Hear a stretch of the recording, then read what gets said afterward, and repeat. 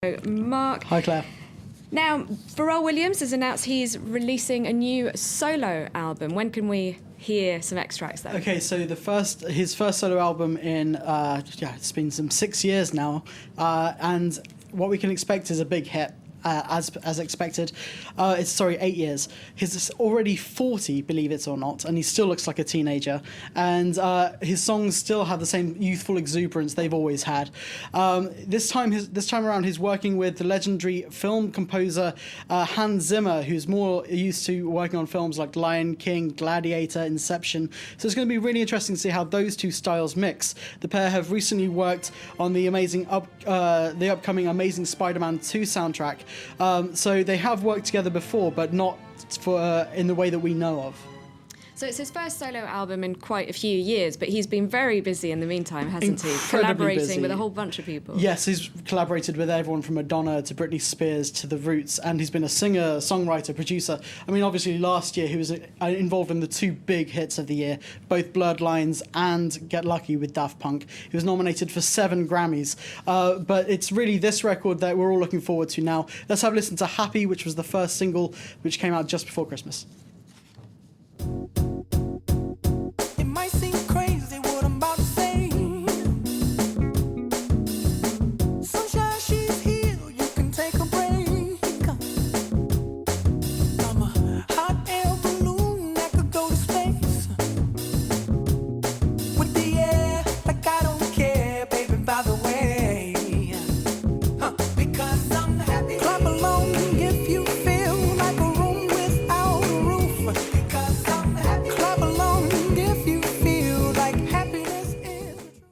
Such a catchy tune. And you can see why it's been played on the radio, and it's in everyone's heads. I can't wait to hear the rest of the album. Just walking down here now, I was singing to myself.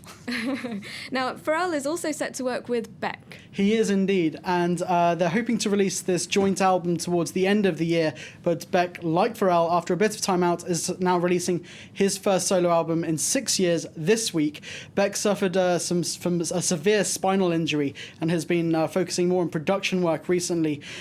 He's been working with artists like Charlotte Gainsbourg, for example. But this new album is a follow-up to his critically acclaimed 2002 record, Sea Change. And this is some more of his more grown-up, established work. And he actually recorded it with the same band that he recorded Sea Change with. And he said it felt natural to record it as soon as they got to the studio.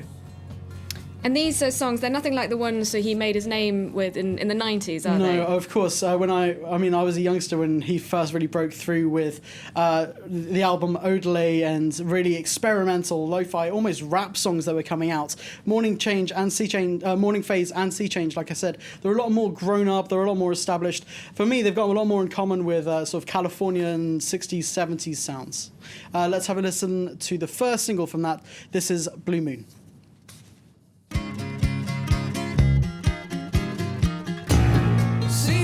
Time caught on his knees, the vagabond that no one sees.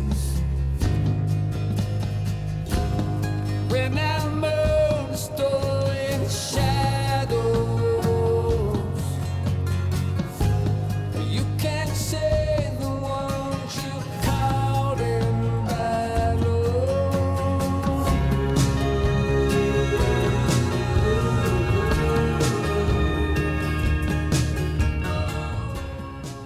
Now, Mark, Beck has always been considered something of an outsider, and one group that knows all about that is Wild Beasts. Yes, Wild Beasts is a UK indie rock group, as it were. This is their 4th studio album now, and with each album we've seen a bit of success. The first album was released pretty much unnoticed. The second one, they were nominated for the the great Mercury Music Award back in the UK, and their album after that reached the top 20 in the British chart.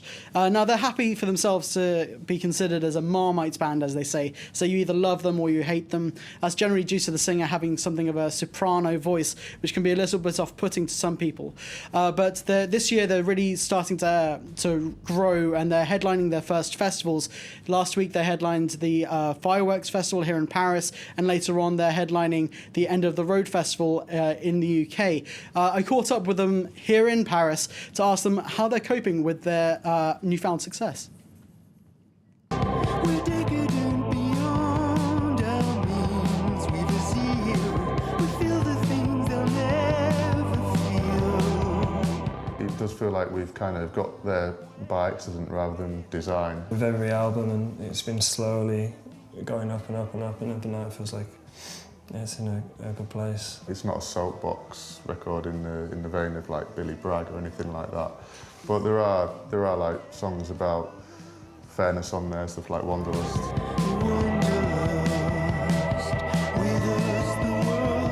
You see people in the arts who they have a lot of money and they don't necessarily have to be doing this endeavour. The best way they can gain integrity is by buying into it, or by becoming a creative person.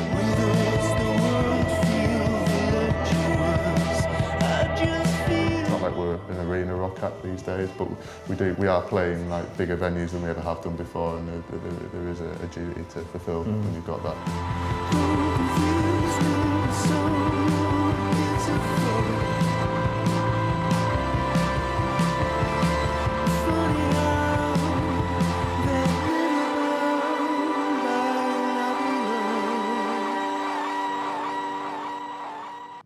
And finally, French rock poppers Skip the Use also have a new record out. Yes, they do, and this is called Little Armageddon. Now, for those of you who don't know the band outside of France, they really came to the fore in 2012 with the album Can Be Late, and this really put them on the map in the francophone world, if not necessarily outside of that. They were nominated for the Best Newcomer at the Victoire de la Musique that year, and the single Ghost was a really big hit, over 3 million views on YouTube, and this really put them on the map.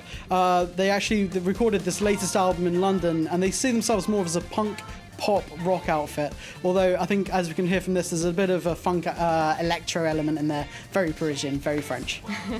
All right, thank you very much, Mark. I'll see you very soon, and thank you for watching Live from Paris. It's time now for a check of the sports headlines, and we'll start with news that's left French football fans breathing